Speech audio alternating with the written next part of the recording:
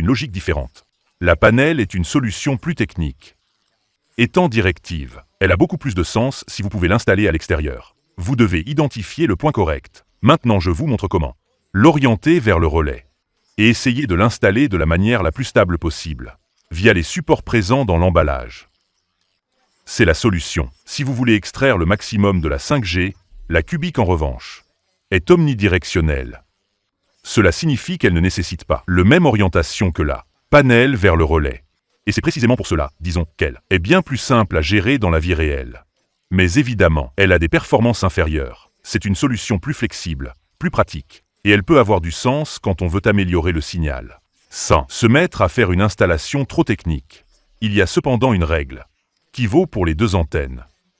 Les antennes ne doivent pas être montées là où c'est plus pratique, mais là où le signal est meilleur.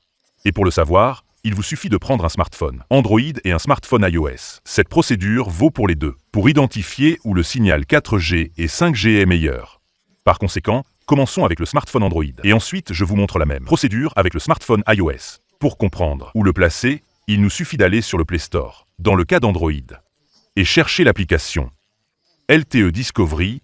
Installons l'application. Nous l'ouvrons, nous nous déplaçons dans l'onglet Discovery.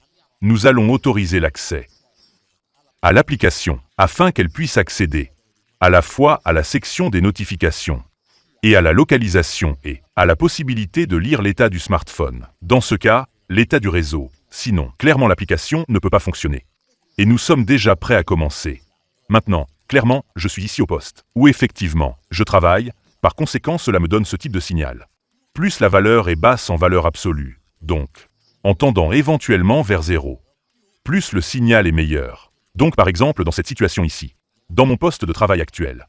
Ce n'est pas l'idéal pour installer le routeur, sinon nous aurions une couverture, pratiquement de 2 barres, pour vous donner une idée. Maintenant déplaçons-nous à l'intérieur du studio et je vous montre déjà où il est préférable de la positionner.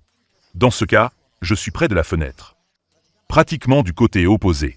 À l'endroit où se trouve l'antenne. Je sais déjà où se trouve l'antenne. Par conséquent, je montre volontairement ce type de résultat. Et comme vous le voyez, le signal est à -101. Paradoxalement, il s'est détérioré. Maintenant déplaçons-nous là où je dois installer l'antenne. Et nous voilà arrivés et en effet.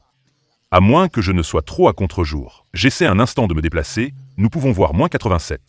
En fait, dès que je suis arrivé, dès que je me suis mis dans cette position, je ne sais pas si on a vu. Ok, J-76. Pratiquement le maximum de couverture. Dans mon cas, l'antenne ne se voit probablement pas. Mais c'est celle-là en haut. J'essaie de vous l'indiquer. Je sais exactement où elle se trouve. Donc je dois installer le routeur, clairement dans cette pièce. Et l'antenne intérieure. Si je veux, je peux aussi la mettre ici. L'antenne extérieure, je dois la diriger vers l'antenne que j'ai pratiquement en vue. Évidemment, le même raisonnement peut être fait aussi avec un iPhone. Maintenant, je vais vous montrer comment. Clairement, il n'y a pas l'application LTE Discovery. Tout simplement parce que, dans le cas d'un iPhone, il y a différentes autorisations dont cette application a besoin. Et évidemment, nous savons qu'Apple est un système fermé et par conséquent ne le permet pas. Mais il y a une astuce que l'on peut utiliser. Et nous avons à la place un smartphone Apple. Nous devons simplement nous rendre dans le composeur téléphonique. Asterisk 300. 1Ds 1 2 3 4 5. Dièse astérisque, j'effectue l'appel. Et ici nous avons déjà la possibilité de voir directement le signal et comme avant. Nous avons les RSRP pour pouvoir comprendre concrètement où installer l'antenne. Maintenant, je suis évidemment dans la même position qu'avant. Et par conséquent nous avons -119 à -115 de RSRP. Maintenant, déplaçons-la là où je dois installer concrètement le routeur. Et voyons comment le signal change. En ce moment, c'est -107. Voyons si j'arrive à augmenter un peu la luminosité. -33 de RSRP pratiquement. Maintenant, je le mets un peu moins à contre-jour. Nous avons le même type de résultat qu'avant. Je me déplace, ça passe à -91. Si je me mets juste en direction de l'antenne. Revoilà les -88 de RSRP. Bien, nous avons compris que je dois installer ici le routeur et les antennes. Mettons-nous au travail.